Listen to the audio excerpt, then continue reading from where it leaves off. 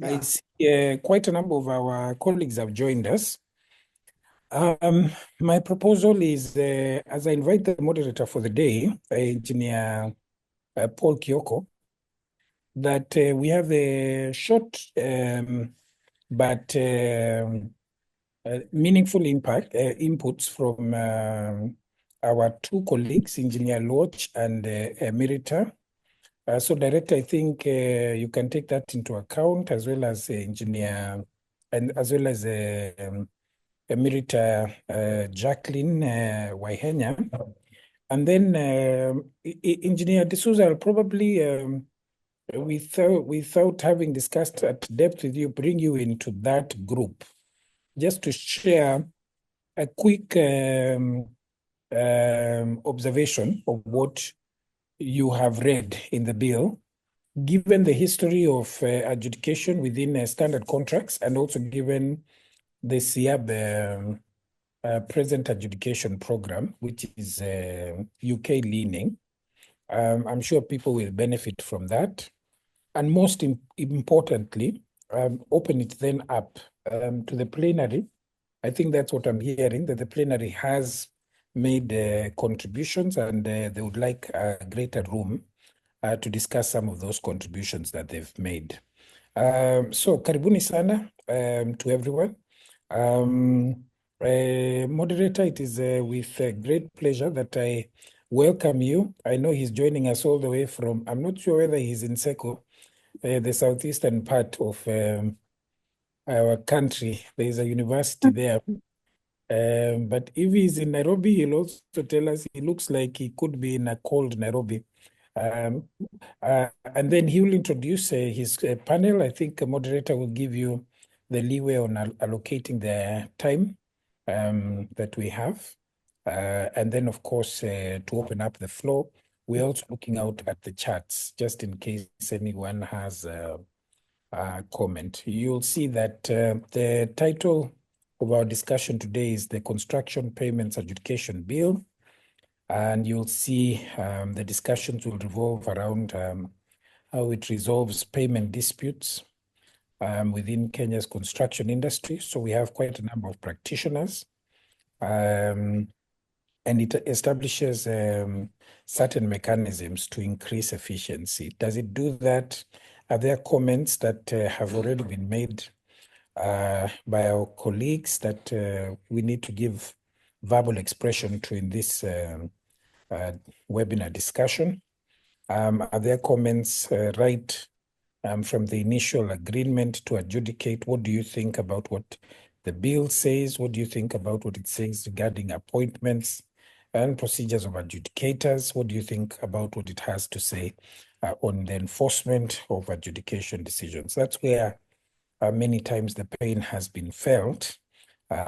We have a good culture of enforcement, but that's what it is. It's a culture, but it is not supported by statute. The way arbitration, of course, enjoys this statutory proximity. So, karibu sana, engineer. The floor is yours. Please, I know your sound is working. I think I saw your video is also working. I yield the discussions now to you. Welcome. All right, thank you very much, Chairman, for that opening and for setting the tone of today's discussion. I want to greet all the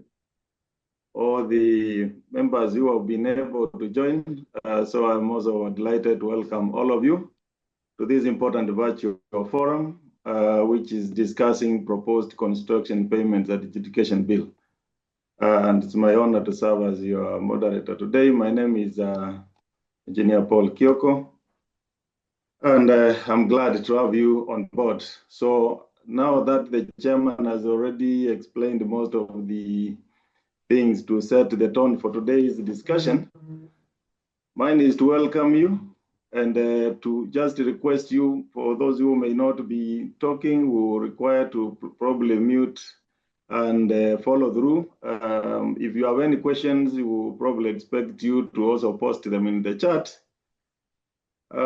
We will really be taken through a number of areas, which, as the chair has put it, the overview of arbitration amendment, adjudication bill, the highlights on key issues to be addressed by the bill and what they are seeking to cure. Then also the effect and the impact of the bill in practice, both positive and negative, and whether there are existing gaps. So which gaps are those that we seek to plug? And also now the ADR policy outlook for arbitration. So I think to start off, to unpack the contents of this bill and to help us understand the implications from a legal, practical, and a policy perspective, we will have to request the several panelists that we have, starting off with the overview of the arbitration, adjudication, bill, which is what is today is a discussion. And we want to request, if probably it's the chairman, I am not sure who needs to take us through this, so that maybe after all the panelists have taken us through the various segments of today's discussion, then we can go through the questions in the chat, or probably at some point, if you find that you need to maybe weigh in and interject, we'll be able to direct you. So I request that we have the first panelist to take us through the overview of this bill, and I guess that is our chairman. I am not sure. Chairman, are you there? Yes, moderator. I think the Emerita is there. I can see she's put. Thank you so much, Emerita Jacqueline Wahenya. I was expecting to have you on board. Karibu sana. If you're already here, please take us through the overview of that bill. Thank you so much, Engineer Kyoko,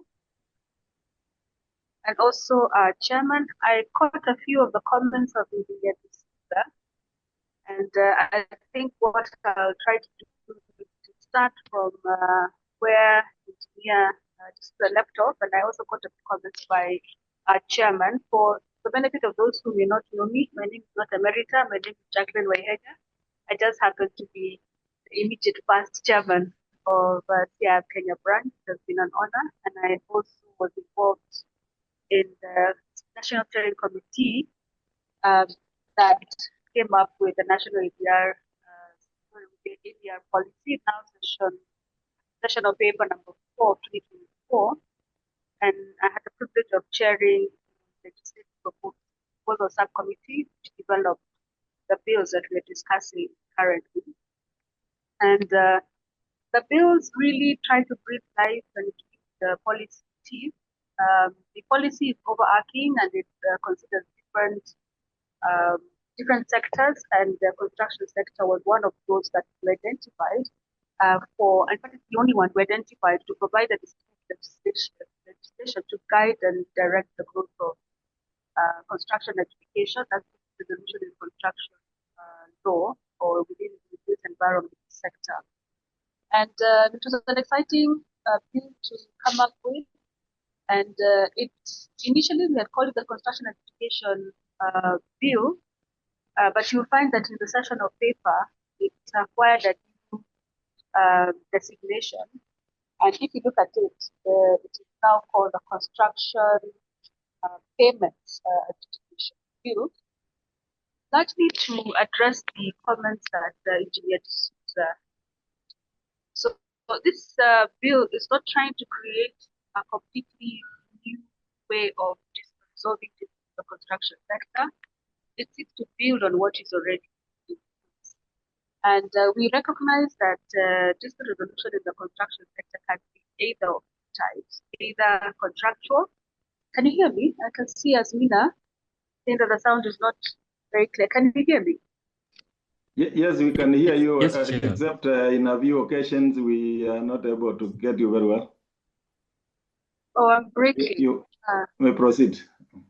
Okay, yes. So when we started having the discussion, we felt that we needed to marry the two.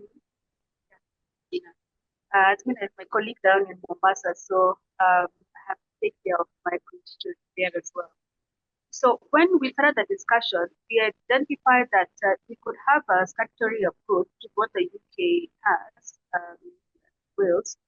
We also have in Australia now, there is Hong Kong, which is one of the last few that we also considered Indonesia and Singapore, and they had found a way to marry the statutory construction education and also take cognizance of the standard forms. As you're aware and familiar, in construction adjudication, I think there has been almost wholesale adoption of standard form contracts, the most popular of which is the 3D contract, and they have their own self-executing way, which is a mechanism, which is what that is what the D'Souza was trying to indicate, and that is true. So when we had a discussion, we took the position that what we want to do is not create a complete way of doing dispute resolution in the construction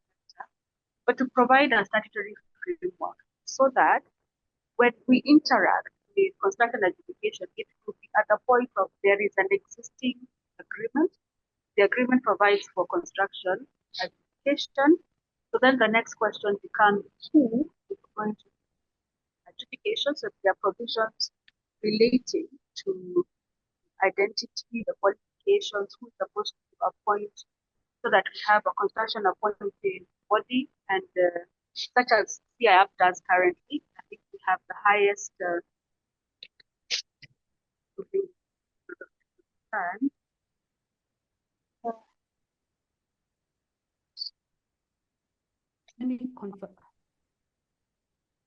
Sorry, you probably could just try to check. No, I usually work with two gadgets. Can you hear me now? Yes, we can hear you now. Please, okay. Can you hear me now? Is that better? That's very clear. Hello? A big chunk of what you said we were not able to, but now we can hear you. Yes, no, I'm just thinking it might be the gadget that I was using. So when and I hope you've caught most of what I have said. We tried very much to accommodate the agreements approach in dispute resolution within the construction sector.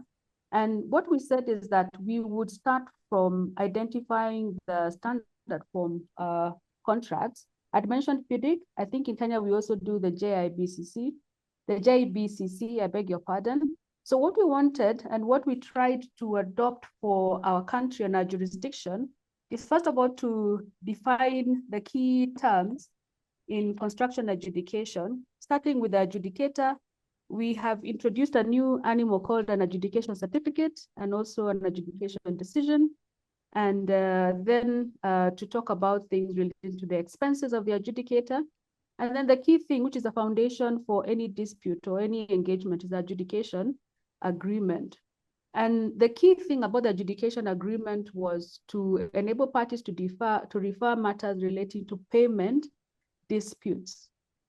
I want to underline this: payment disputes that have arisen and which may arise between the parties in the construction contract. The other body that we identified was the adjudication body, and that would be the nominating body, such as I was giving the example of CIAB. And when we engaged in this contemplation, we then said that we want to define construction contract, what it means, and construction works. And I know this has elicited quite a bit of debate because I did an exposure draft with NCIA. Almost immediately, the national ADR policy was published. And we wanted to see whether we could capture everything. I'm not so sure everybody is in agreement that we did capture everything that comprises a construction contract. And these two terms, construction contract and construction works, they are interrelated.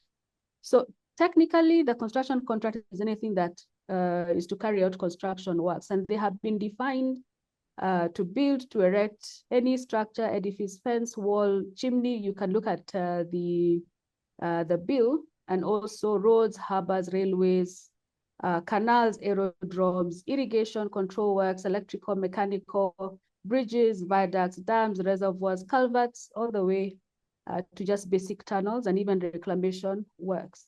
And then we looked at, aside from just defining that, we also thought about the services that are aligned and the provision of labor, the provision of materials, the architectural designs, and whether it's anything to do with building, engineering. And we borrowed a lot from many of the statutes that we came across in coming up with this definition. Of course, with the experts in the field being present, if there's anything that you would want us to include, this is a call that you kindly let us know so that we can expand the definitions of the contract, construction work and construction agreement or contract. And then the other key thing that we defined was a payment claim and a payment schedule. We picked this up because the claim would arise from a payment certificate. I think that is the way you express yourselves in the construction field. And then also any payment schedules, which may be agreed upon between the parties. And then we defined a principal and the responding party and site. There were other definitions. For some reason, I'm not so sure why the referring party or claimant has been left out of the definitions. And I think as an institute might want to pick that up and in our memorandum, highlight to, as public participation, that we do need to define the term, and the preferable term to define is a referring party as opposed to claimant, because referring party is what we had put in the original draft, and it is what is still retained in the body of the bill. We also went out of our way to outline where the application of the act was going to fall into.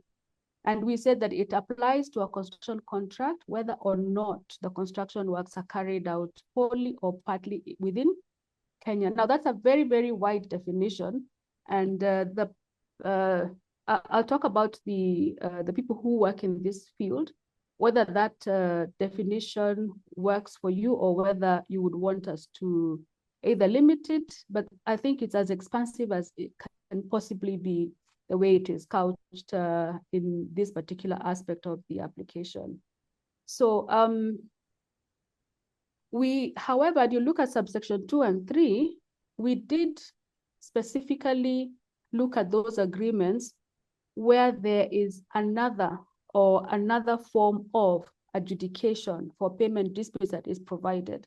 Section 3, subsection 2 actually refers to DBs, but in whichever form, whether dispute adjudication boards, DAB, DRB, whichever ones, so that if it is already provided for them, the act does not apply. And we tried many ways of seeing how we could work with them or not, but if there is a claim, and this is going to be subject now to interpretation by the courts, then we'll see if the payment certificates under those different contracts would then become amenable. The intention is to keep them out because the feedback that we got right from the word go is that we don't want to bring everything, including the contractual construction adjudication within the ambit of the bill.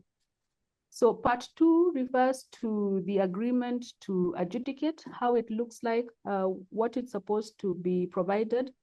We will need to come up with model clauses for the dispute adjudication boards, the nominating body. Let me just use the term nominating body, and to just see what is the model clause that is going to be, and to see whether we can fit in with all the others. So it's not just the contract, it could also be an exchange of letters, and it could also refer to a nominating body to raise, to appoint an adjudicator. The payment claim and the payment schedule is set out at section 5, and mostly it's to provide that where payment claim has been raised and it has not been paid, if there has been a payment schedule that has been agreed upon after this, and if the payment schedule has not been upheld or observed or paid, the correct word is just paid, then this could amount to a reason for the act to come into play. So Section 6 looks at the consideration, and if there's an attempt to pay less, those who practice construction adjudication know that this is a technical, an area that was developed by the scheme of payments in the UK. And this is a question of if there's a pay less, then you can agree the whole amount, or you can agree part amount or part payment, or you can reject the pay less schedule, and then now that will be a trigger for a dispute to arise. So if there's failure to pay, and this is Section 7, then this brings in the opportunity to make a reference for adjudication. So this is probably where we'll be making our notice of intention to go to adjudication. So once this happens, then there's an application that is made to a construction adjudication body. The construction adjudication body is the nominating body. I want to emphasize that significantly. So they will be the ones who will provide the details of the adjudicator to be appointed. But the person making the claim, all the particulars they'll have to do, the name, the payment claim, certificate number this, and if there's any payment to be made to the body, a brief synopsis of the dispute, what remedy you're asking for, and the contract, a copy of it, and the notice to refer to adjudication, and all other supporting documents. We can expect that at some point there may be need to substitute the adjudicator. This will also go back to the nominating body as well. So now service, now this is a procedure. So there's service of the notice, service of the claim, the response that comes in from the people to the claim, and then the procedure of how the adjudicator can proceed. The most important thing is, and we had this debate going on for a while, this draft provides for 28 days, which is what we have. It is similar to the UK framework. You will appreciate that contract can make a different timeline. I think FIDIC provides for up to almost 84, depending on the different standard forms, up to almost 84 days. But in this bill, we are proposing a 28-day turnaround. So there's a reference, 7 days to from the notice, and this is the claim, notice of claim, 7 days for a response, and the adjudicator has 14 days to make the decision, and that is a whole 28 days. Because time is so critical in construction adjudication claims. And what we then said is that there could be an extension. And initially we said extension only for 14 days, but then we said, look, the parties, the adjudicator who has control over the dispute, we should give them free rein to be able to agree the number of days and or weeks or whatever they agree upon. But then that would be on a case-by-case basis, on adjudicator and party basis. And then we said that Evidence Act will not apply, and the output, and this is very important, is a construction decision. And we thought to say the adjudicator must look at the contract, the claim, the grounds, the schedule, and any other important matter. And then they must make a decision which sets, the adjudication decision must have an amount to be paid. A number, and then the currency also needs to be set out. If there's any interest that is applicable, we provided for that, and also the day on which the amount becomes payable. And we said that the decision to be made in the presence of the parties. A certificate, in addition to the decision is reasoned, but the certificate also just is a one-pager, it's a document. We had proposed a standard form on how it would be done, but we thought afterwards that let the different adjudicators come up with the certificate. These are things that have emerged in practice already, and we provided for the opportunity to correct any errors. And then we said that, one of the fundamental principles about adjudication is that pay first, argue later. So Section 18 talks about the payment of the adjudication, the adjudicated amount. And if it's not paid, then Section 19 provides for the enforcement of the adjudication certificate. We said that it should be enforced as a judgment debt in the High Court. And then section 20, I think 21 also talks about how to enforce. And then section 22 provides an opportunity for setting aside. Because of the philosophy and the principle of pay first, argue later, section 22 does make provision, making it mandatory for a person who is applying to set aside to pay the money into the High Court as security. So I know this is something that will probably elicit jurisprudence in due course, and also discussion even as we are going through the agreement of the bill. So please also take a note of that. And then we provided something similar to what we have in, I think, all the other ADR mechanisms. No court shall intervene in matters governed by this act except as provided in the act. And then the decision of the High Court is final and not subject to appeal.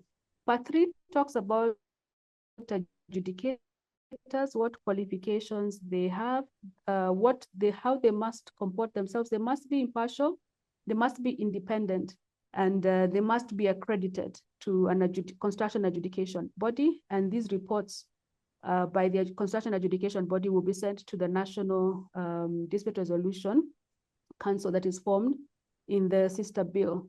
We allowed for adjudicators' fees to be provided for adjudicators' expenses. Those are administrative support services, travel, and anything connected to the adjudicator. And if there's a dispute, then the amount is determined by the construction adjudication body. CIAB already provides for a scale, and I believe then if we need to go further, those provisions will also be included there. There's a joint responsibility for fees and expenses, and there is a lien for the decision. Anything that is unpaid, the adjudicator can exercise a lien and withhold the delivery of the adjudication decision. There's provision for how to terminate, and then after that we have miscellaneous provisions providing protection from liability. It's like an exclusion clause. Questions relating to conflict of interest. This is similar to what we have in the IBA, conflict of interest in international arbitrations. And then also the provision to make a code of conduct or code of practice, that's the word that we used. And also then providing for disciplinary action and for the Attorney General to make delegated legislation. And that in a nutshell really is what the construction payments adjudication bill is all about. So I think I can rest there and hand over to the moderator. You will allow me, please, to step aside for a few moments because I have another engagement, but I will be joining you very shortly. So Engineer Paul Kioko, over to you. Thank you very much, Chair Emerita Jacqueline Ohenya, for that insightful, comprehensive overview. And thanks so much. You have indeed set a solid foundation for this discussion by clearly outlining the scope and the intentions of construction payments adjudication bill. So including its relevance to the broader dispute resolution framework. We appreciate your clarity on the issues, the many issues around that bill regarding the structure and the rationale of that bill. And I'm sure participants now have a clearer picture.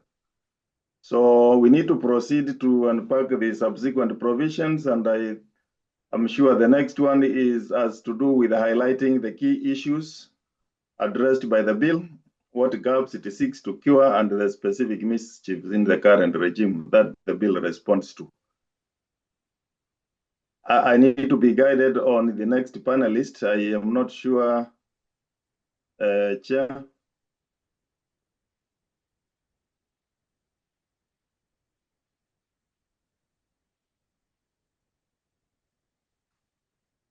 You're able to hear me?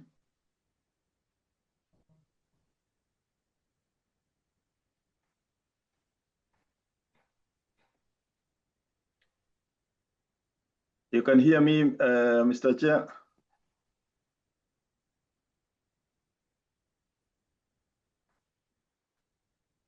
CEO, am I audible? Engineer, you are audible. Engineer D'Souza has been raising his hands. I don't know whether he can be allowed to speak. Thank you so much, Engineer Loach. Engineer D'Souza, I think at this point you can also come in and... Yes, thank you. I think it's appropriate because the first observation which I wanted to make is that it's very restrictive, the title. The title we're giving, it should be the Construction Adjudication Bill, full stop. Remove payments. Payments is a limiting factor. Construction adjudication is so big and large that it's a standalone item. It's a standalone act. It exists in all the countries. Even Jacqueline has mentioned all the countries have a similar one, including Singapore and any other one you want to think of. United States, they all have adjudication bills. No way is it specified payment. Payment is a sub-part of the dispute. And the payment is not the end result. I'll come to that. But so the heading in most places it says construction adjudication bill, and that it should remain. It should remain that way. It includes payments. Payment is part of the dispute, but payment can never be the dispute itself. It may be in one or two occasions. Let me explain further. The fact that there's a dispute which comes out in the certificate is not numerically due to the payment numbers. It's not there. It is due to a substance deeper up in the construction adjudication bill. Let me give you an example. You're all engineers. You know what I'm talking about. You need to make decisions. For example, you will need to go into, for example, the critical path forensic delay analysis to arrive at a solution. The dispute is there. If it comes out in the payment certificate, that's the tail end of the problem. The problem is to solve the critical path delay. For example, you have to dispute the question of hard rock and soft rock. These are purely engineering decisions. It's after you've given a decision on that one. How deep did you dig? Was it A or B? It's after that that you come to the money, to the payment issue. So the payment issue is a consequence of the rest. Very rarely can there be a dispute on the retention money or release of retention payment, advance payment. Yes, those could be purely expressions of misinterpretation. But the rest of it is much more substantial. Any of the adjudication acts has it. We have been using it also. Secondly, I just wanted to mention this issue of nomination. Nomination can stay as it is. CIRB has got it. Everybody has got it. Even UK has got it. There's no problem with that one. But the main item in distinction for the construction adjudication bill is A, it needs experts on both sides with 20, 30 years experience in similar types of works, not in similar payment certificates, please, on payment type of work. So you're doing a dam, you're doing a multi-purpose dam, you need experience in that field of 20 to 30 years to know all the intricacies. So thirdly, when you come to that point, that point needs to be sorted out. So you will realize that we don't need this thing to be added on payment. It is already within. After that, it's okay. You can establish the norms. You can take from the UK bill, no problem. You can make it straight. That's fine. All that you can do. But for heaven's sake, the dispute is not on the certificate. It originates much, much higher up. Who is going to give you the decision? Engineers are only going to give you the decision. And not even the lawyers. The things are so complex.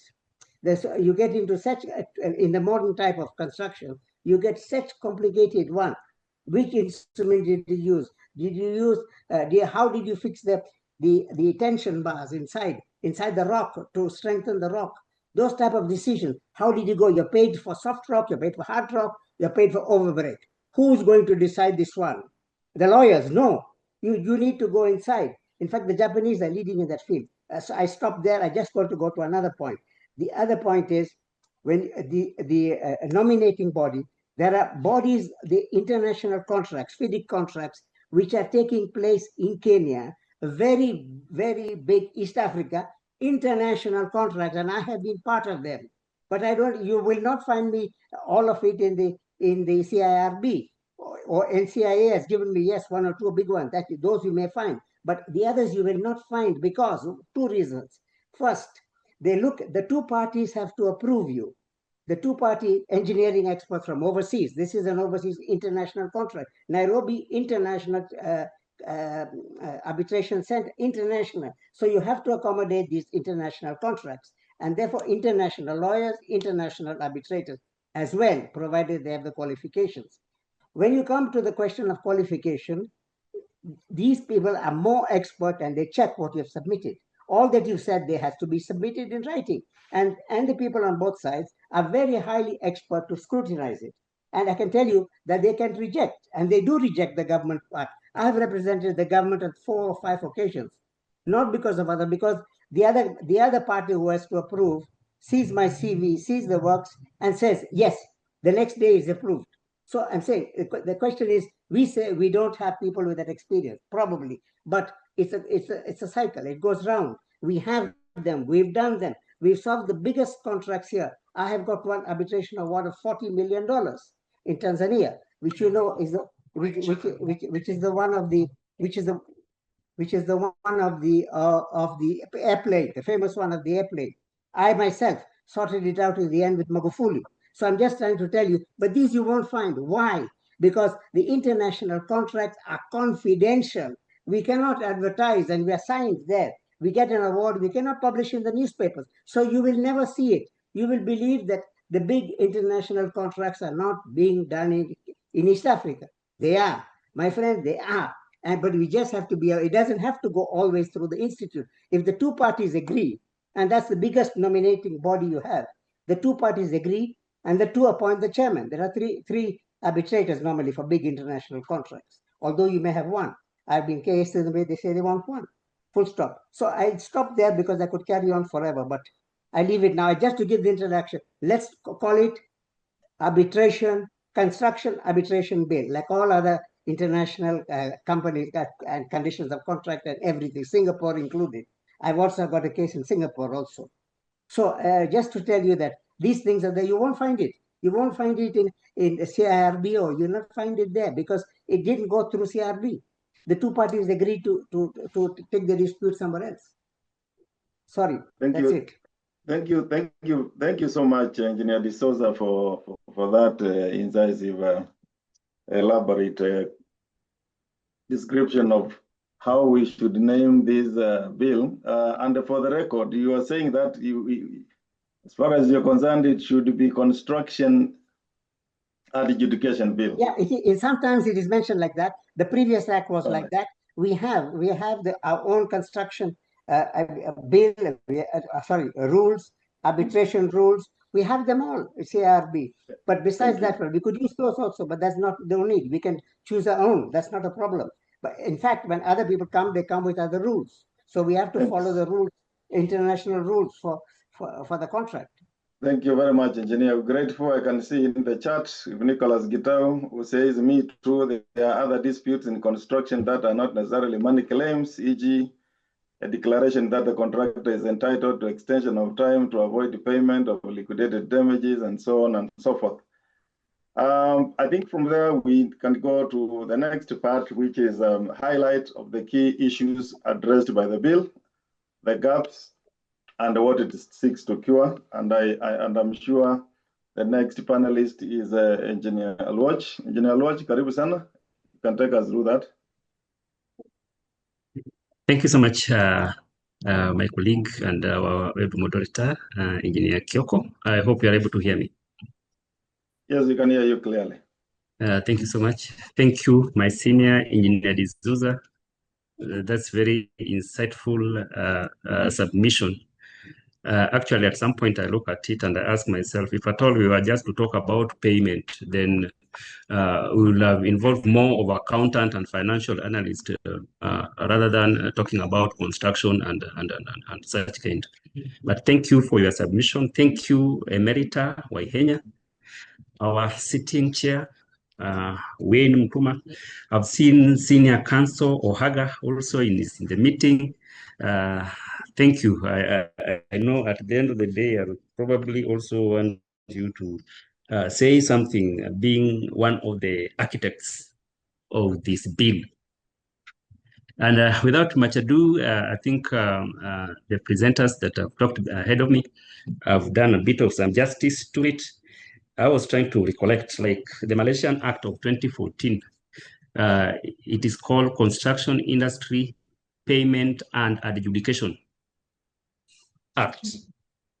So I agree with my senior. When it comes to the issue of construction, by the time the other party or the employer denies or fail to make payment, it is not about payment. It's not about the money. It's not about the figure in the certificate. It is. It may be some a lot of other issues that are underlying. Another thing before probably I delve into this document. This document is partial.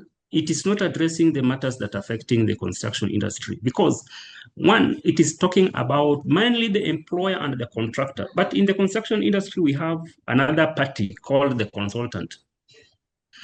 You look at other documents, other acts that of more or less of similar nature, and the Chair Emerita has talked about it. You look at the Malaysian one, you look at the Australia, the Hong Kong one.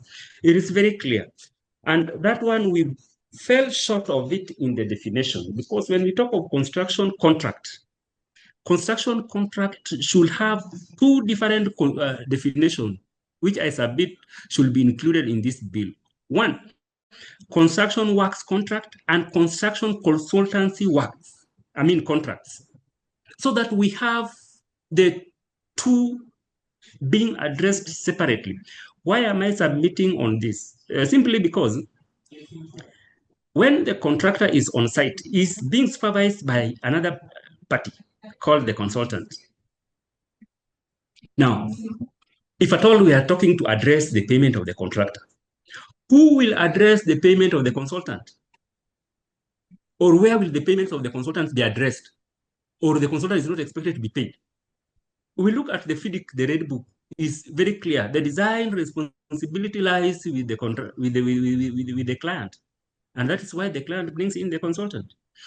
When we talk of even other subsequent books, the APC, the golden, the silver book, we have the client representative. I'm asking, in this act, where is the position of the consultant? When the consultant's payment is due and has not been paid for the last 2 years and is expected to deliver, where does the consultant address his plea? So by definition, this document has fell short of our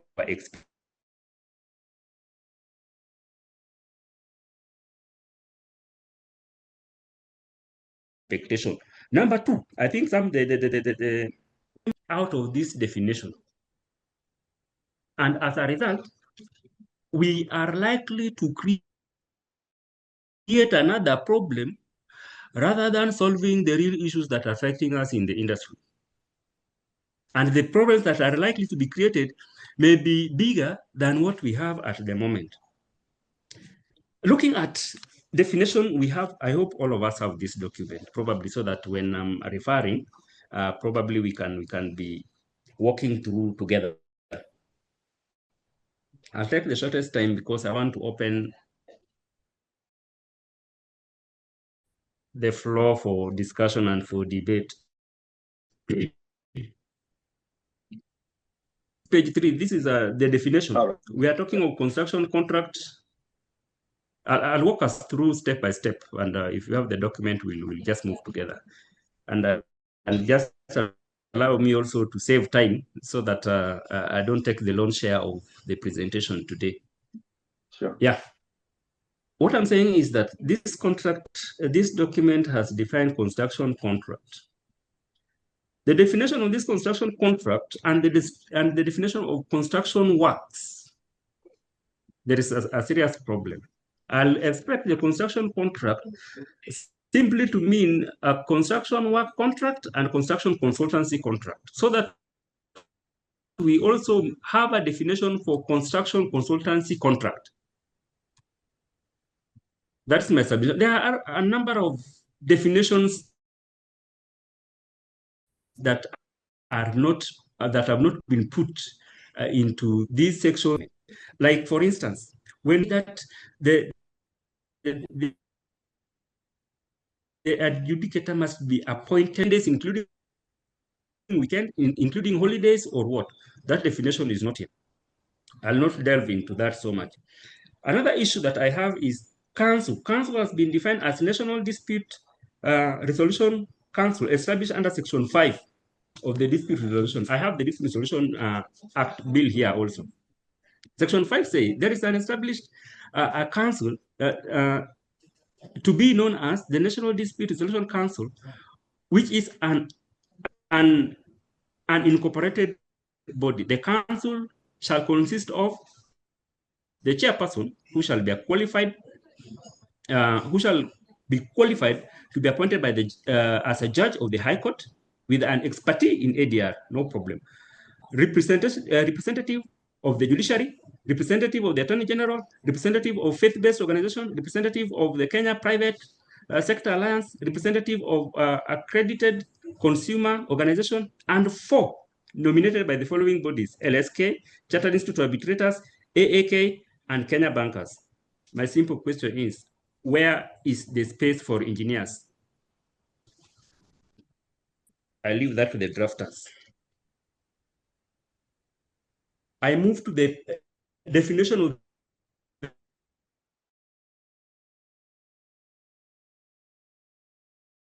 the payment schedule. This document refers to a payment schedule. In my practice for almost 20 years, there is something we call remeasurements or valuation. This document doesn't talk about that. Instead, it talks of payment schedule. The term payment schedule is very clear. If at all the project is one, agree, we'll pay you 10 million every month for 10 months and the project will be completed. But in a situation whereby, for instance, the FIDIC or probably JBCC that we are using, after the contractor has made an application, there is evaluation, there is remeasurements, is when the contractor is paid. Now, that one in this document will create another problem because at times, and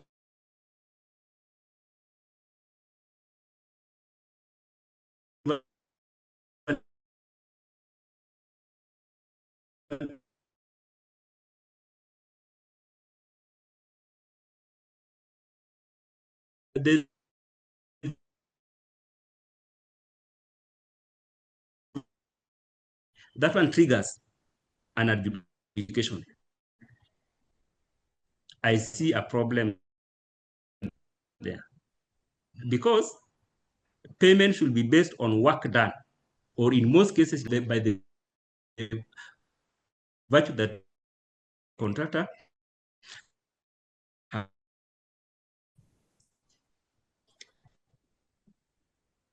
I've talked section 3. There is no I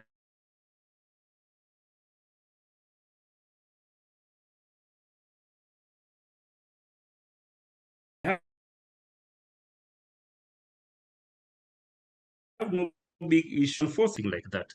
And some of these clauses are never, looked into keenly. So when we don't have a nominating body stated in the contract, what happens? Okay. When we talk of the payment claim, section 5, what should be the content of this document?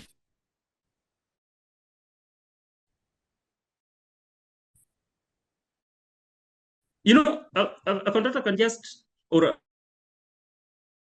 I've done the preliminary design, the detailed design, that, and that. This document doesn't address the content of what the claim statement document, probably with relevant evidences. If that one is not put there, then it will be hard for even the employer evaluating this payment claim to actually justify that for sure the contract deserves to be paid this amount of money. In practice, likely we have a consultant. The QS must certify the RE. So the payment certificate, once, if at all, the employer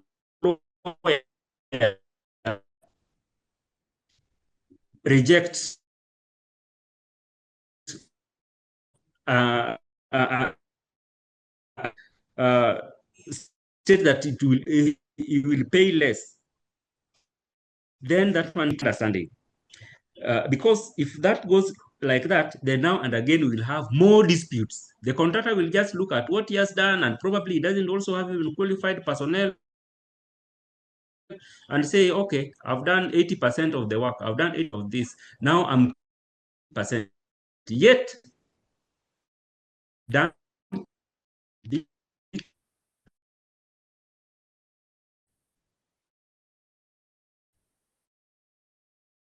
dispute.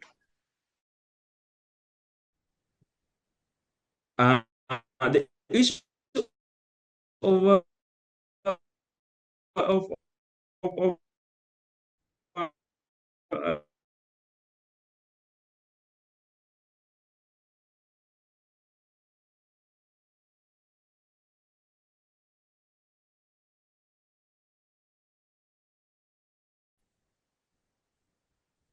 I think it is of very importance that it should be clear in this document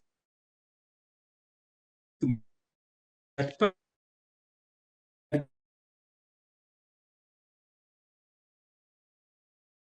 opportunity to agree across the globe at this point. Then what are you saying? This document does not cure any problem that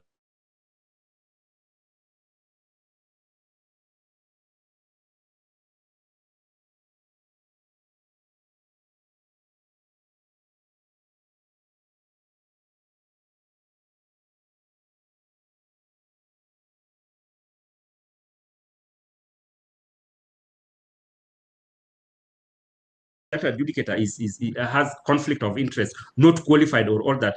Even this document also does not even address the qualification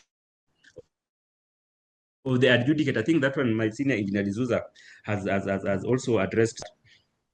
The spirit of this document as submitted by my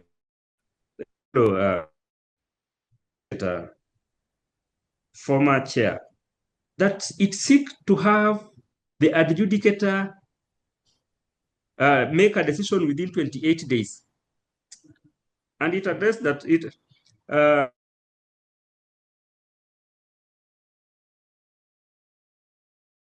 if at all the issue in dispute is not necessarily payment, there's the contractual issue, there are issues with probably delay analysis, as the engineer put it, all that and all that. This one will not be achieved. And if at all it will be achieved, then there shall be a violation of the principle of natural justice in the context of, if at all the claimant will submit the statement of claim within 7 days or granted 7 days, the respondent or the responding part will do the submission. File the response within 7 days. Then we allow 14 days for the adjudicator to make the decision.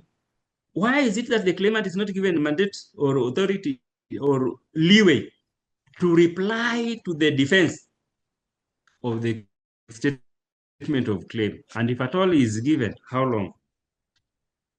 The document is silent on that. And under section 12, the adjudicator shall not determine a reference unless the response has been made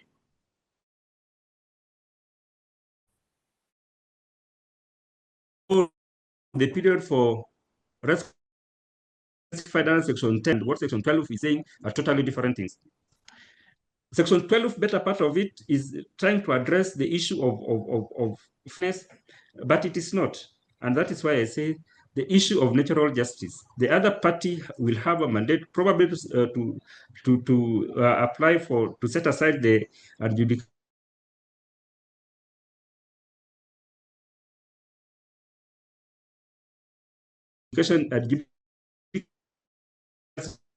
decision due to lack of natural justice.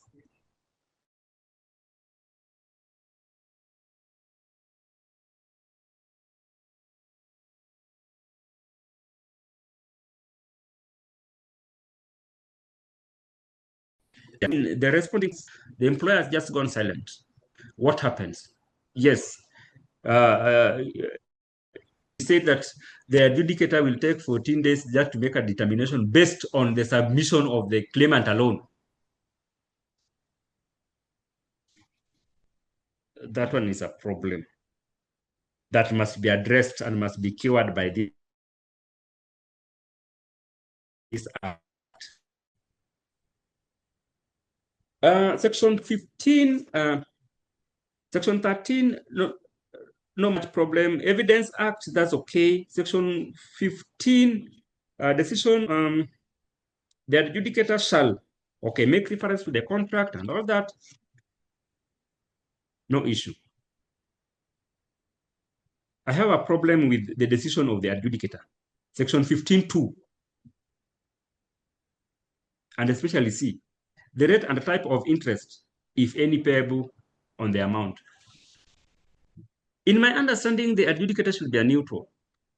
Now, assume that the claimant has not applied or claimed for interest.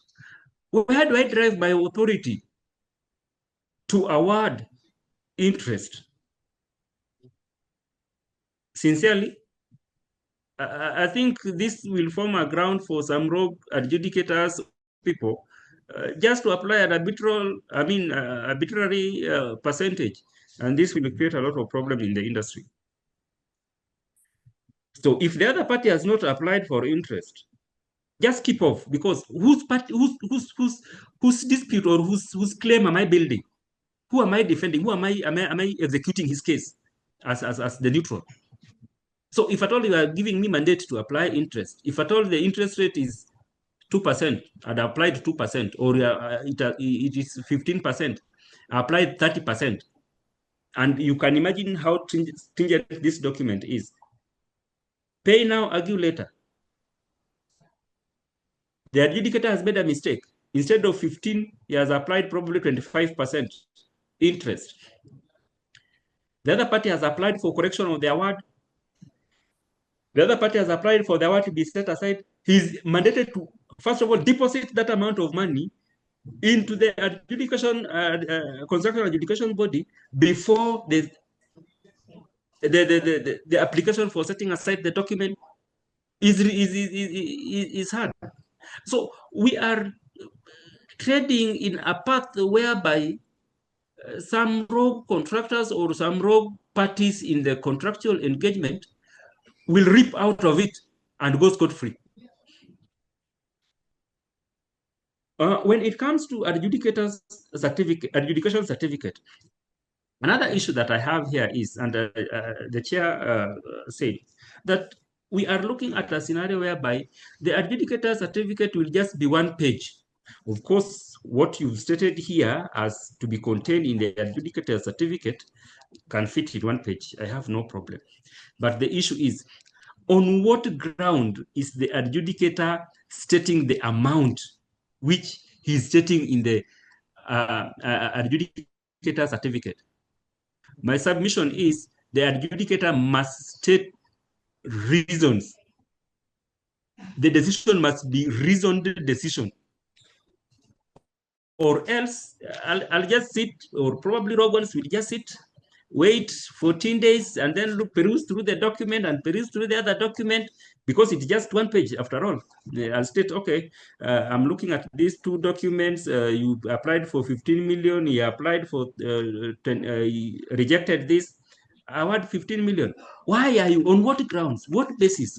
I mean, persuade the reader, persuade the other person that for sure I was on the wrong. Just like arbitration, I think the arbitral award is always a reasoned award, unless probably it's a consent award or amicable settlement. So to leave this and say that the adjudicator will just put as adjudicator certificate without giving the reasons for the certificate, that one will create another problem. I have no problem with Section 18 and the rest 19. Of course, the jurisprudence of the High Court and all that is okay.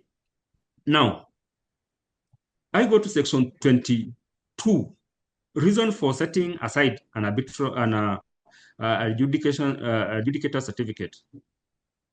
The reasons are not adequate. I'll propose that we expand this, because at times, how was the procurement of an adjudicator secured? Was adjudicator independent? Was he impartial? Did he act within his jurisdiction? Is there any violation of the principle of natural justice? If at all we don't look into these ones, then we are creating another problem that will be very hard to resolve within the industry. So my submission will be, we need to expand this clause to include other key areas that may form a good ground for setting aside adjudicator certificate, or for challenging the same certificate. The intervention of the court, this is welcomed. I move to Section 25. I think, and my senior D'Souza has also submitted on this. There is no clear procedure of the appointment of the arbitrator, of the adjudicator. Parties are not given the authority or the leeway to have their say. It is simply that the claim has been rejected by the other party. I go straight away to construction adjudication body, appoint for me an adjudicator. What if I have, the latitude, or the party have the latitude to appoint their own? Or probably take part in the process. This bill does not address that. Section 26 on the impartiality. The adjudication body, of course, coordinates with the council and reports and all that. The issue of adjudicators' fee, okay, depending with the construction adjudication body, no problem, because even at the moment, in terms of arbitration, CIAB have their own scale of fee, the NCIA have their own, and different bodies. I think that's a good clause to consider.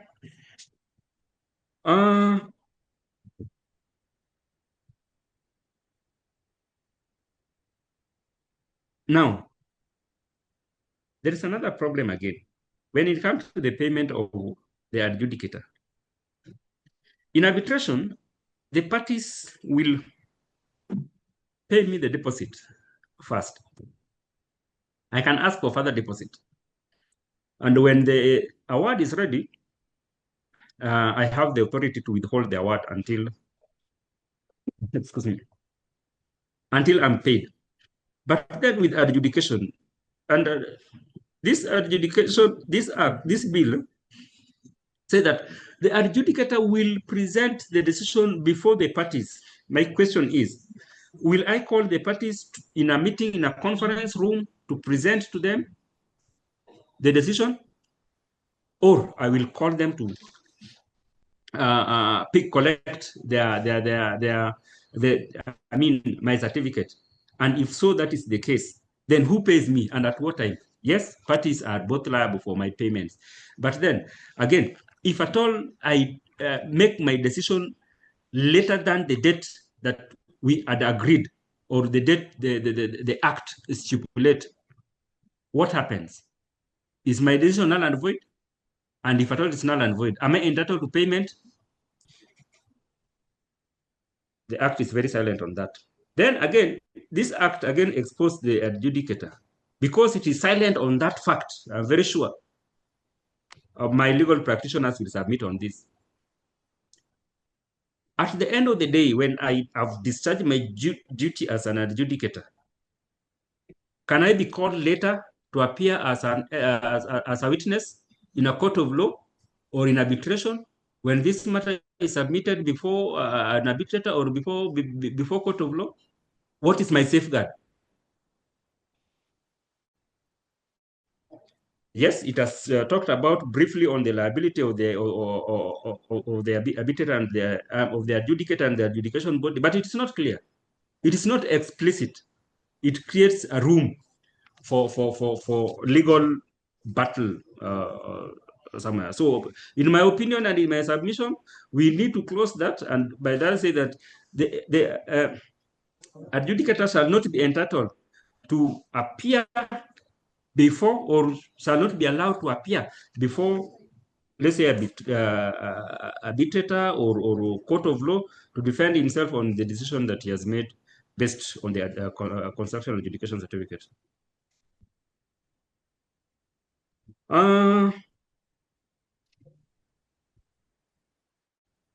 Apart from others, or confidentiality, I think my senior D'Souza has talked about it. I think that one is also not very clear on this. And final statement, what my final comment, I'll say this. The Act has not provided for the parties' representation, as in the Arbitration Act.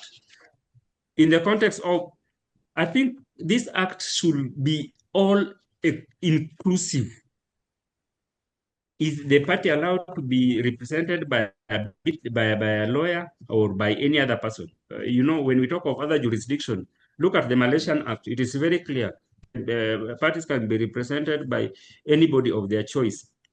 Then after the adjudication response from the respondent, there must be a reply. I think I've talked about this. This has fell short in section 11 of the Act of this bill.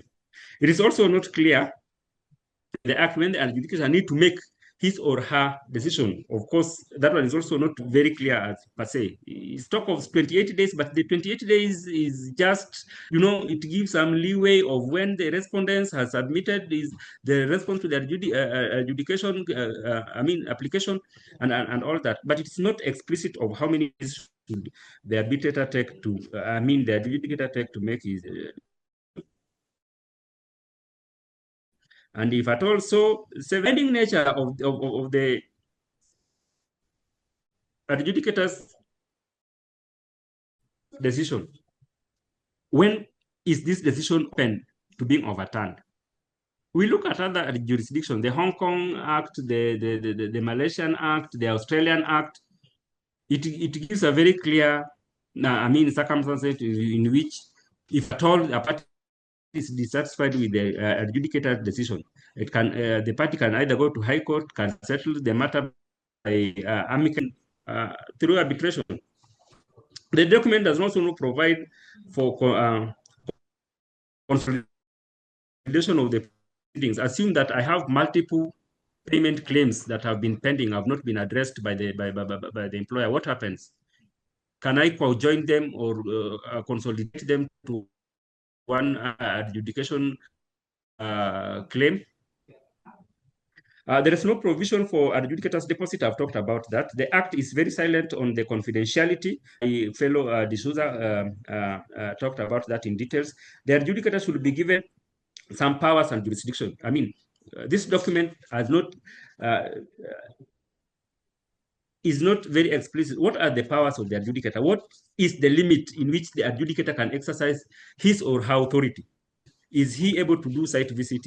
Does he have the latitude, probably, to call for a hearing or some witnesses to appear before him and make submission or something like that? The document is so silent on that. What happened to the progress of work? Now, this is another fundamental thing. Will work stop because I've submitted the adjudication claim or payment claim? Or will I continue with the work, and for how long and at what pace?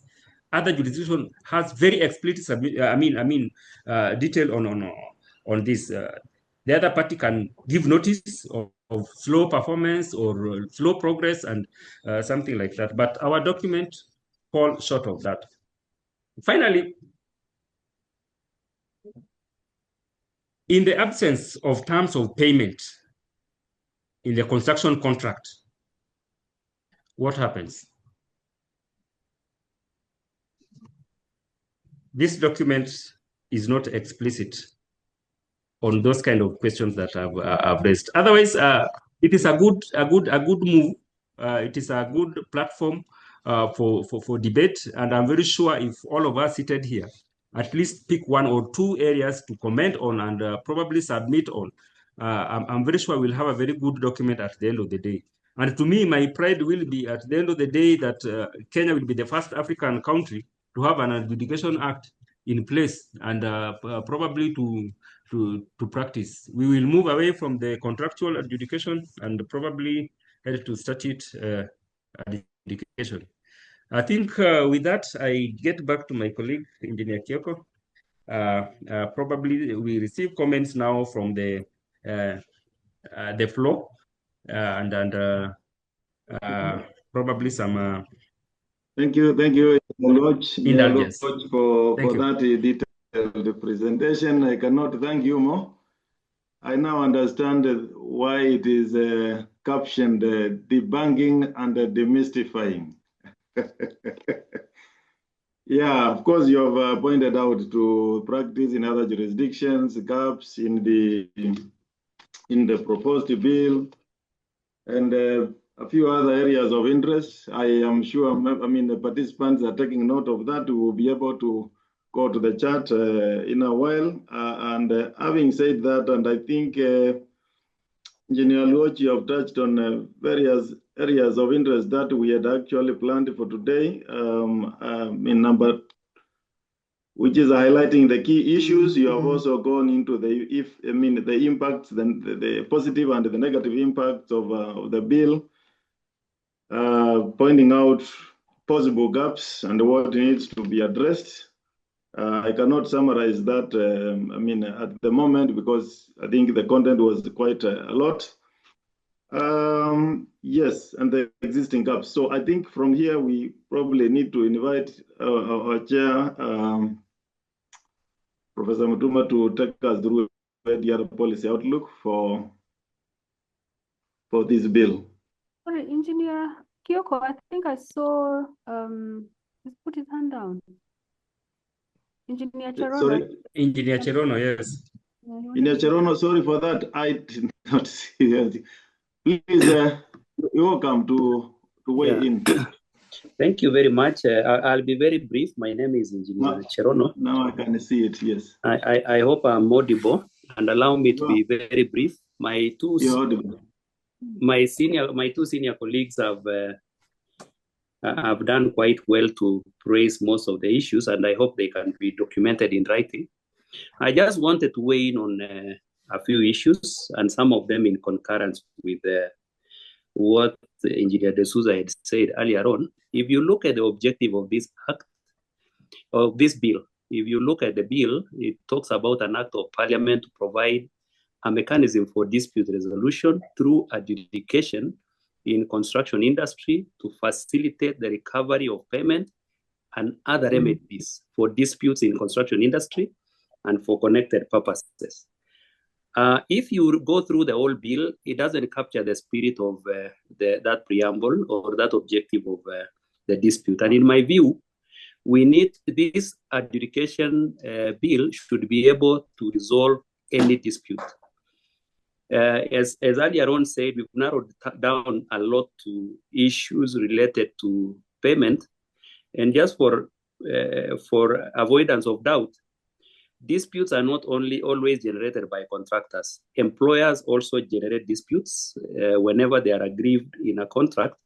and therefore it should be able to cure that. So my suggestion is we broaden the scope of this dispute to include any dispute. If you go to the Housing Grant Regeneration Act of UK, it actually deals with any dispute.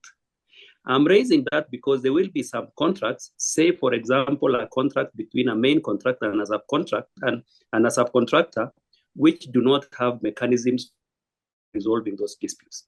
Therefore, in the event that that contract, say, between a contractor and a subcontractor, in that instance, the contractor is the employer, then this becomes the default dispute resolution route through adjudication. So that nexus needs to come up clearly. Number two is the intention of this bill is to have quick justice, similar to what we do in dispute boards and generally in adjudication. And that is the reason why we've talked about 28 days. In FIDIC, when you look at dispute boards, the disputes are usually resolved within 84 days. 28 days, in my view, is too ambitious. 84 days may be based on best practice, and this is perhaps where the industry is going. I would probably say within 84 days it should be resolved. And then the issue of when to pay, because sometimes you receive a decision from an adjudicator that you pay within 14 days, and the person you are telling, or the party that you are telling to pay within 14 days is a public entity. That public entity has, I will tell you, no capacity to make a payment within 14 days. Therefore, what I would probably recommend is within the period that they've stated in their contract that they are going to make payments. So for instance, interim payment certificates are paid within 90 days or within 120 days. So any of the two would probably work. Let us have also a provision where the parties can actually nominate the adjudicator. I think this has been highlighted earlier on by D'Souza, because it should not be the default mode should not be resorting to the National Dispute Council to be able to appoint the adjudicator. So, in my view, let there be a provision to have the parties to allow the parties to do that. Now, there's one thorny issue about payment which I have not seen captured in this bill or this draft bill, and this is the pay when paid clause. I have seen some contracts where the main contractor tells a contractor that I can only pay you when I'm paid. And whenever that arises, you always disadvantage the other party, the smaller party, the subcontractor. So let's find a way of outlawing pay when paid clauses so that there is flow of cash from top going all the way to the persons the subcontractors who are working. So with those comments, perhaps if you look at it plus what the Engineer Luoch has raised and what D'Souza has raised, I think those are the pertinent issues I wanted to raise at this juncture. And I hope we can submit this in writing so that they can be consolidated to be then be included in this bill. But I would really want to have an expanded bill that resolves the issues for those contracts that do not have adjudication clauses in them. Thank you very much. Thank you so much, Cherono, for that. Really, thank you for that input. I'm sure it is being recorded, and also that we are in a position to get it in writing. So I think before we go to the chat to read the questions, I would suggest that we hear from the last panelist, Professor Kenneth, so that we can also through ADR Poly Outlook, so that we can go back to the chat and get to see the questions and if there is any other remarks before we wind up.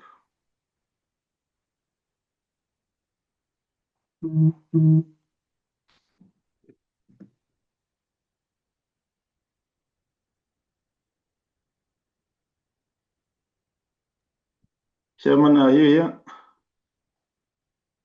You know, the chairman is new. When you say chairman, sometimes he thinks it's me.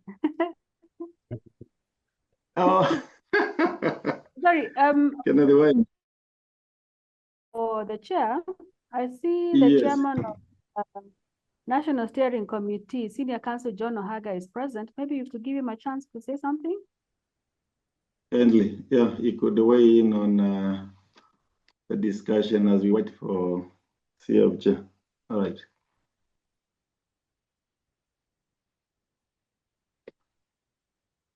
Karibu Bwana Ohaga.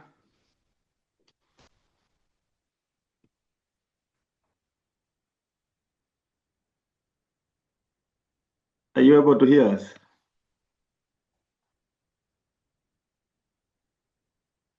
Or he probably is muted. Yeah, he's muted by the look of it. Yeah, he could just unmute and give us his perspective.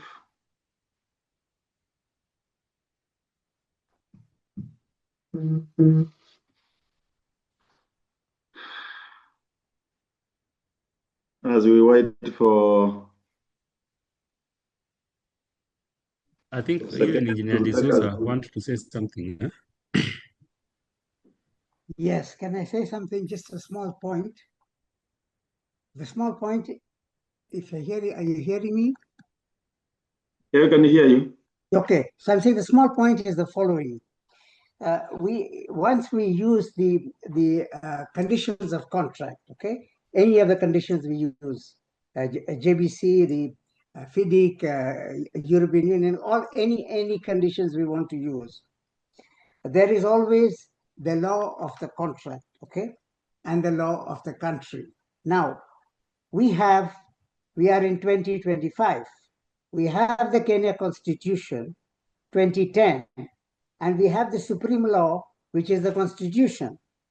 So there is an inherent conflict with some of the rules which need to be sorted out very early, because the employer in these contracts is normally the permanent secretary, Ministry of Finance, on behalf of the government. He signs, for example, duty-free contract, advance payment contract, release of this one, and payment certificates. He signs for it, and with all the obligations put in there. First one. You come to the Constitution now, we are under the Kenya Constitution, even if it's an international contract with that condition in Kenya, law will apply, which says you have to do substantive justice under 159 2C or 3C. It says substantive justice means you cannot exclude any application, late application or whatever, on a mere technicality or whatever. You have to, despite what the contract says, you have to do substantive justice. So you need to take all the considerations into account, everything, all the circumstances. How many times did he apply? What did he apply? Even if he missed a date by 4 days, you cannot throw him out. That's not justice. So that issue needs to be sorted out, because as we mentioned earlier, the engineer gives a decision. Sometimes the engineer is firm about his decision, but he's told, no, your decision will come to me. I will communicate it. You don't have the authority to do it. So we have these conflicts inherent in the setup. So I just wanted you to be aware on this one. We'll have the same if you're not careful.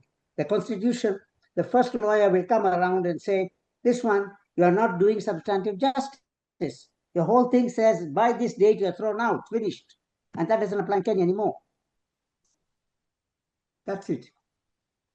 Thank you very much for that insight. I would request if we have Ohaga with us, he can give his perspective as we move towards the last segment of this.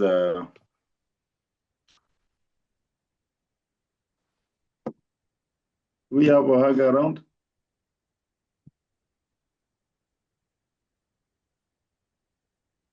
Okay, perhaps he's muted.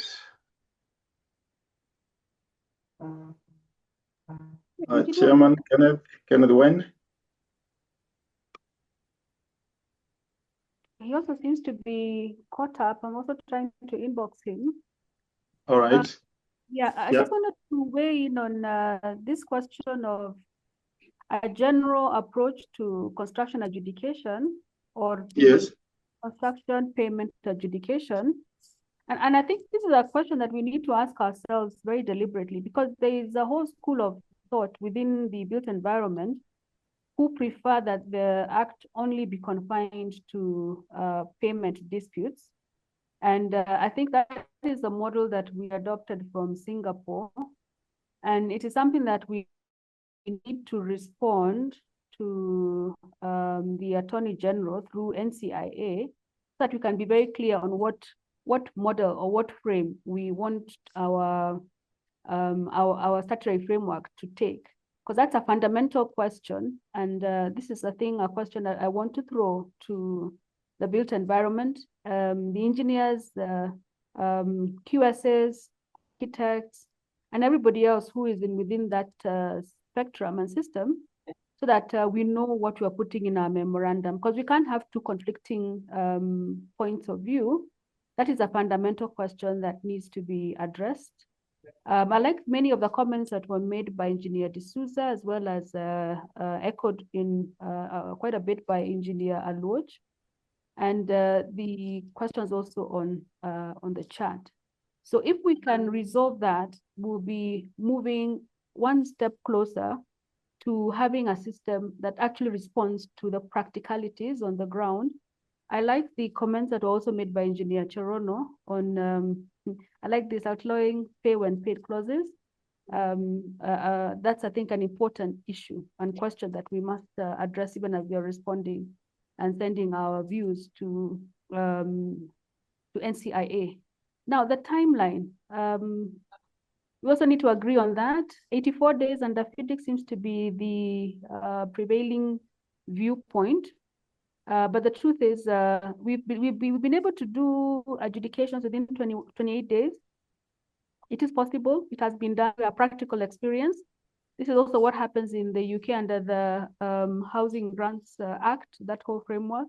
So that number of days, please ask yourselves whether we want to increase the days to 14 days apiece and give the adjudicator 30 days, or the number of days, and then also make provision for the appointment. There's one misconception I thought would be important for me to allay. When we say that we have a construction education body, that would be the example of NCIA or CIAB. Those are the bodies that will be licensed, and they will be licensed by the National Dispute Resolution Council. And ideally, because we've also provided for practice area committees, quite a number of the questions, if we agree on the fundamentals, the practice area committees then will meet. They will have representatives from IEK, from IQSK, even us will be there because of the dispute resolution aspect. And then we sit and we agree on issues, the number of days it needs to go into the act, what needs to be outlawed, the provisions for qualification. I would suggest that we leave that to the construction adjudication body or the practice area committee, so that the people in the industry will be the ones to identify who is qualified and what the qualifications are, without necessarily bringing them into statute, because you may not be able to change that in due course. But if we leave this to the practice area committees, they will be able to determine for the industry issues that can be addressed conclusively. So I thought I'll just throw this in, given that we had a little time out, and I don't know whether Senior Counsel John Ohaga is present. Even David Njoroge, our Vice Chairman, was also part of our committee. And of course, Professor, I don't know whether Professor Mwigwe is here, but Professor Mwigwe was also the representative of academia in the committee. And Prof, of course, will be Professor Wayne, our chairman, will be championing this exercise. So we have a lot of people you can call on, Engineer Kioko. Yes, so thank you very much, and for the clarity with which you were really explaining some of these details. We have David Njoroge on board with us. Even as we wait for Professor Wine, we can take a few rounds, and David Njoroge, you're welcome to give your perspective on this as well. Probably, moderator, before the vice chair come forth, can I be allowed to probably add on something? I know we have a few minutes, but you can wrap up. Thank you. Thank you so much, my colleagues, and the submissions. And I think it's a healthy discussion about this document, because, as I said earlier, we are setting a precedent, and we should have, I mean, a better base point for action. When we reference the Housing Grant Act of the UK, it was done in 1996. In 2025 is when they are thinking of amending that act. That is 30 years clear. I look forward to have this document probably well made, that we look into it in the next 20 or so years before any amendment. That's one. Two, the comments by my senior engineer Rono are really very sensitive, and we need to think about them critically. The Housing Grant Act talk of any dispute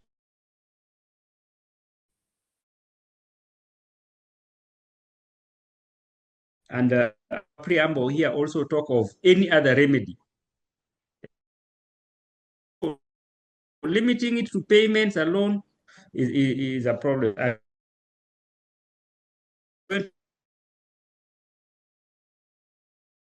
Any other remedy, they need to expand this document on its own.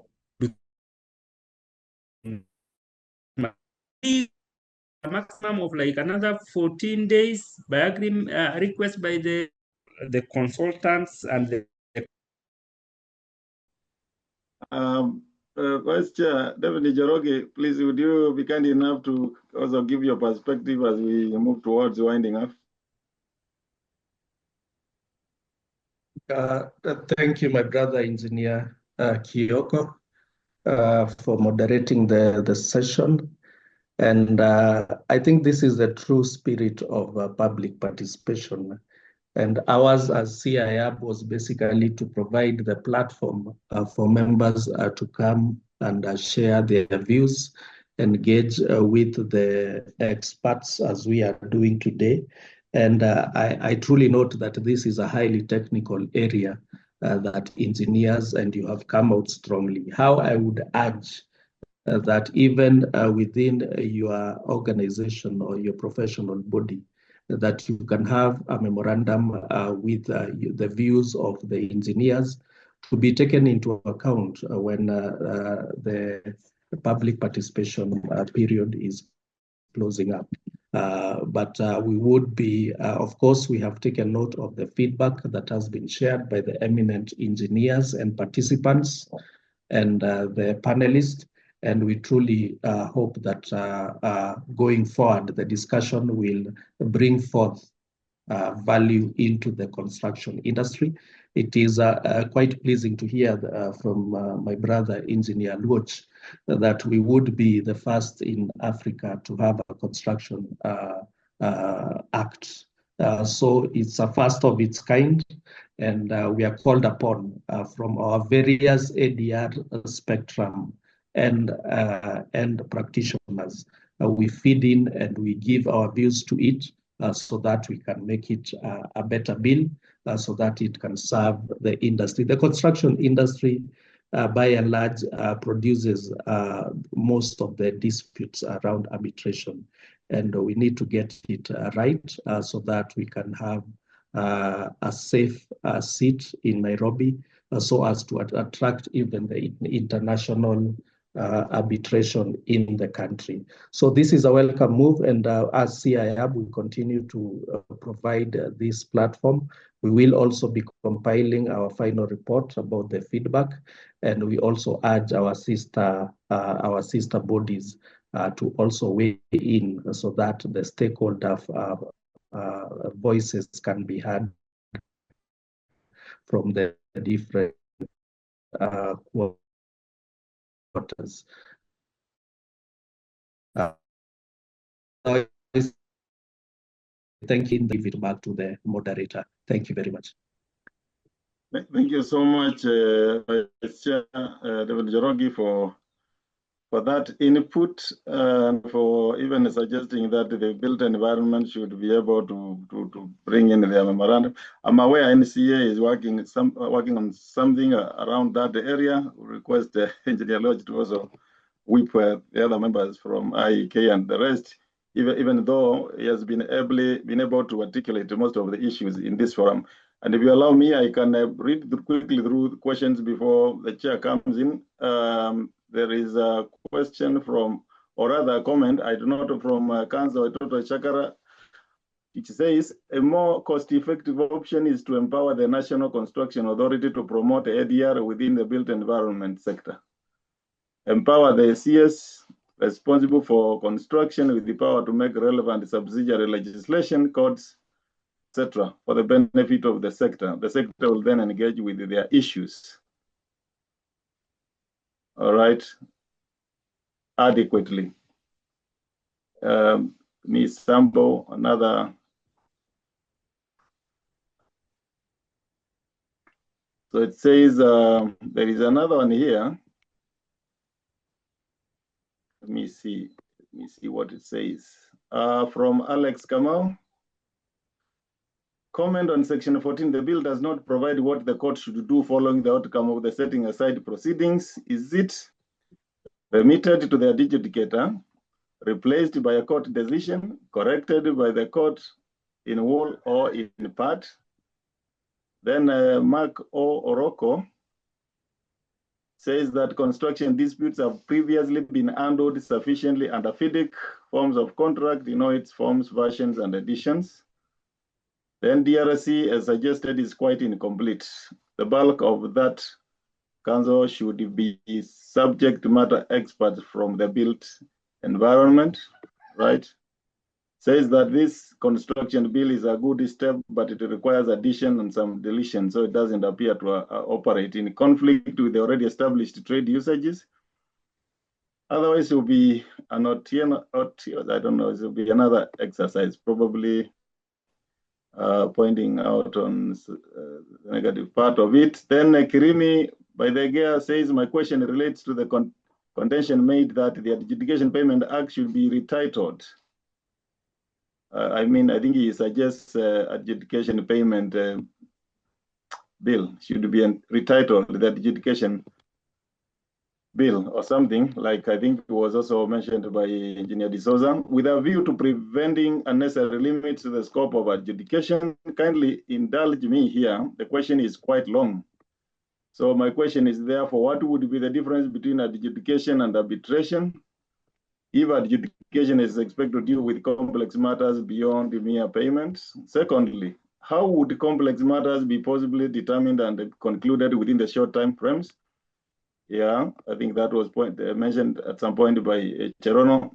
If we then say that we would increase timelines to accommodate the deliberation of complex matters, doesn't that beat the very purpose of adjudication, which is foreseen to be very fast and expedient, even more than arbitration? Yeah, we have another question from Nicholas Gitau from Case Law UK. According to the results of a survey of construction, King's College in London, the last year the courts fully enforced 77% of cases in which enforcement, I think this is a narration of the success rates or something like that. And then, of course, Itoto had also said a more cost-effective. Yes, she was talking about NCA running with this matter. And I think the last one is the bill, 21-day payment response deadline, clause 5.4. I think section 5, I don't know which one it is half of FIDIC's 42 days under the adjudicate appointment process. Okay, so comparison then against FIDIC plus what we have. Nicholas Gitau says construction is largely a technical industry and no evidence act rule is to avoid being bogged down in the rules of evidence and the delay quick resolution of a dispute. Okay, so I think that is all. Those are the only questions, observations I've seen. So the main reason of adjudication is to ensure cash flow through quick decisions. Otherwise, we can stay with the statutory arbitration as it is now. Before the chairman comes in, it would be of interest if there is any response to any of these questions from the panelists. Okay, I can go first. Yes. Yes, I think many of the comments are on point, and the reason I say this is that there are no right or wrong answers in this space, especially since we are embarking on a completely new area. However, I think for purposes of the bill, this is what I would suggest, even as we're making our recommendations. And I think I saw Sam Derito here from NCIA, so they'll be receiving this memoranda. Specifically for the construction adjudication bill, I think it's important to keep it concise, lean, but then very clear on the philosophies that we want to, or the thinking that we want to put into the final act that comes. So the application of the act is important. I think the definitions, we need to get them correct. Let us agree on the timeline. I think there's still a large group of people who still think 28 days is the most ideal, so that you can also make room for engaging any other ADR mechanism. In the natural one tends to be arbitration, but at least give the parties an opportunity to engage in dispute avoidance. So if it is 28, if you want us to increase, that is an important question that even as you're going to the different, our peer institutions in the built environment, please debate this question. Do we want 28 days? That's what we have defaulted to. And if that is the philosophy of what we want, then let us ask ourselves if this is what we are going to endorse, or whether we are going to say, let us add another 7 days each way, and what that will ultimately mean. It's important also when thinking about the timeline to consider what Engineer Cherono said about the payment period once the certificate, the adjudicator certificate is out, and also the pay first argue later. I think that one we need to enshrine it in the bill. And on the question of setting aside, I like that comment about, okay, so you set aside and then what? So maybe it can be sent back to, I don't know, they want to send back to the same adjudicator or to the nominating body. So that's a comment that is critical for us to think through. Now, I know I had some comments about natural justice. Please look at section 26 also. See whether natural justice is covered sufficiently on the question of impartiality and independence, and then conflict of interest, and whether we need to broaden it to another area. Now, typically in the acts that I have seen from other countries, we don't generally tend to define the different types of disputes that would, or the questions that will be sent to the adjudicator, but it's almost accepted that principally, even with the payment certificate, what we'll be looking at is that, was there a delay? Who is responsible? Was there an extension of time? Was it, is that a claim that, or a request that can be made before the adjudicator? And then damages tends to be the predominant issue, which is why we have defaulted heavily towards, or leaning towards, the payment.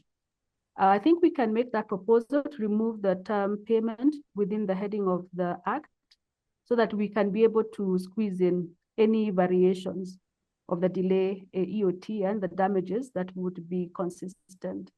Now, let's try very hard not to put in the technical aspects of the disputes, because what might work for under the FIDI contracts may not necessarily work under the JBCC or any other standard form, the AK standard form. So the way to make it accommodate everybody else is to provide the key fundamental issues that apply to each and every one of those standard forms, and make it possible for anyone who may also tinker with the standard forms and come up with bespoke contracts to be able to also enforce to first of all, engage in a dispute resolution process that is cognizable, and then also be able to enforce the outcome of those decisions.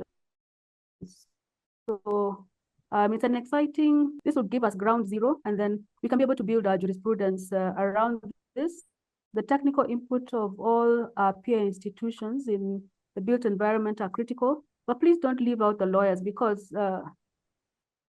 when we don't take the legal perspective, we spend a lot of time arguing about them. In 10 years, 15 years to come, might be jurisprudence that will not be supporting you. So I think that's contribution that I want to make. Otherwise, a very good discussion, very robust, very enriching, and informative. And thank you, engineer, and other panelists.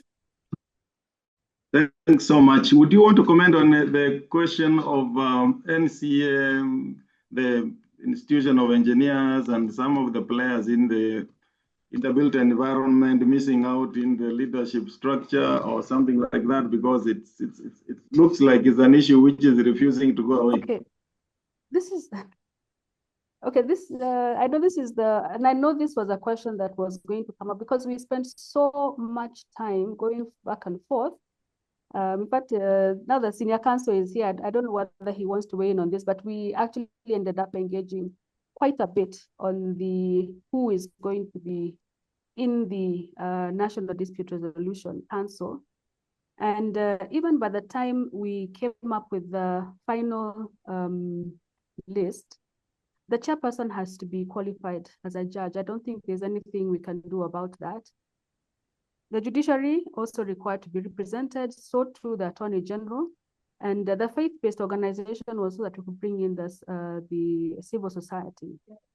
KEPSA was to represent the business community, and then the consumer organization is so that we can have consumers who are also represented in the overarching body.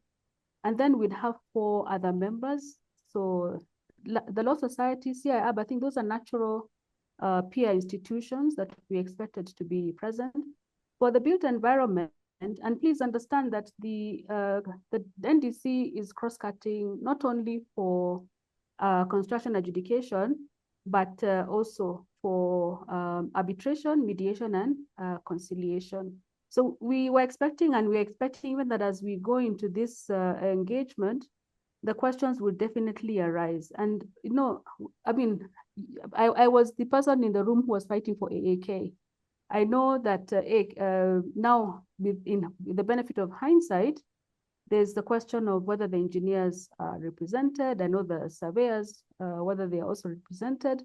But the rationale for saying let us have somebody in the apex from AAK who is from the built environment is also taking into cognizance the fact that there's the practice area committees under section 14 of the national, actually it's the dispute resolution bill.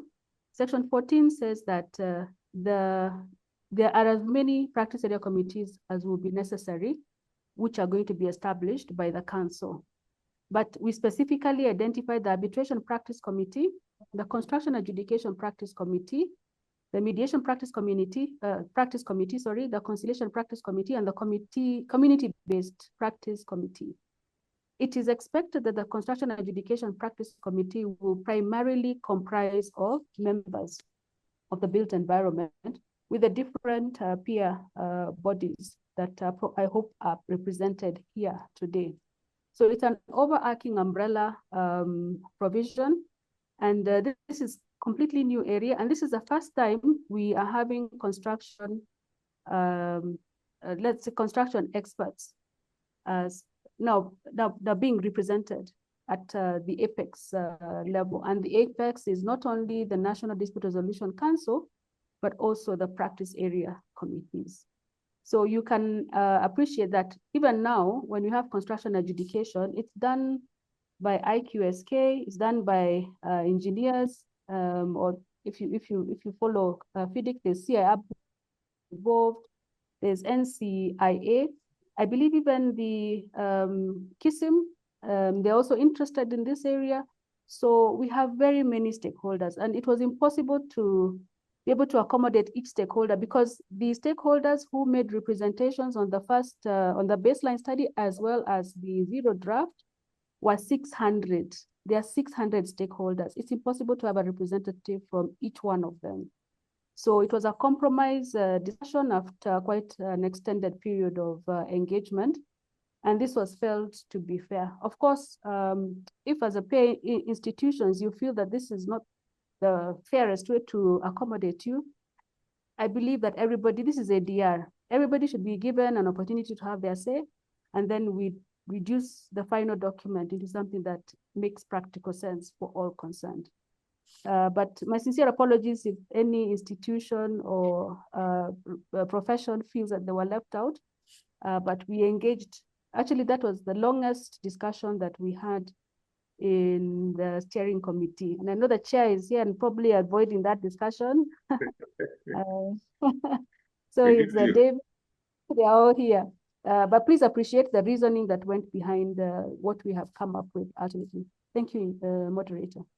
Thank you so much. I think it just was out of interest because I've been involved in policy, and I even noticed engineers complained urban areas and the Cities Act, the Physical and Land Use Planning Bill at some point went unnoticed, but I think the measures have since been taken. So I think it's just out of interest so that we can enrich that council can be enriched right from lawyers and everybody else, as you have just put it, since the matter is still going through public participation. Engineer, can I make a last good to go. Comment? Oh yeah, you have a comment to make, engineer? Yeah. Yes, and also together with what Kerim is asking, whether there is any difference between adjudication and adjudication. Yes, all right. Okay, thank you. I'll make few comments, and thank you, my panelists. I think the discussion is very enriching and very focused. Probably what my honorable emerita said, and I know she knows very well my heart, especially when it comes to this council. Earlier on, this council had 17 people. In the policy, it has 17 people. They have reduced it to around 10. And it is also beautiful that we have Ohaga here, even if he's not able to talk. It is beautiful that he's around here, and I'm very sure he's listening to us. We have Council Mbiriri Nderetu, who was also in the same city. I'm just wondering where I sit in my comfort zone. What is the risk? What is the risk of expanding this list at the moment? Let it remain the way it is. But now, instead of G saying 4 other members, say 5 other members, and then number 5 include IEK. I'm looking at that as simple as that. What is the risk? Anyway, I think this one we need to submit on it, and we'll include IK as number 5. So G will be amended to state 5 other members. Then on the issue, you said the difference between adjudication and arbitration. Of course, adjudication, the advantages or the main difference is you will find in most cases. Is it me or I'm in another call? Oh yeah, I'm in another call. Sorry, don't hang up. Sorry. The thing is, global practice of adjudication is that the adjudicator is an expert in the subject matter. Let me put it as simple as that. The arbitrator is not necessarily maybe an engineer or somebody, expert in the subject matter.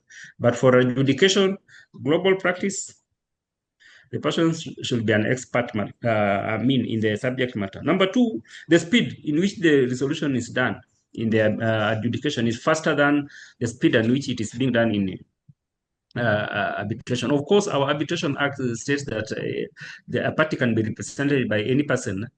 In most cases, I think close to 10 plus, approaching 20 arbitration that I've handled, most of the representatives have always been lawyers.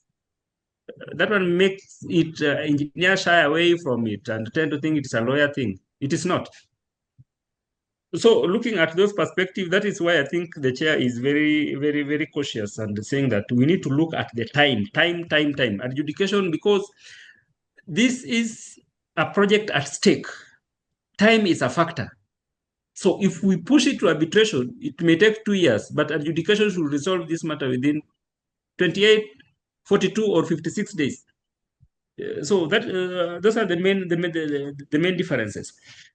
The chair have said something that no, in this matter we should not leave the lawyers out. We are not leaving the lawyers out. What we are saying that let us all be inclusive and enrich this council and the practical area committees and all that.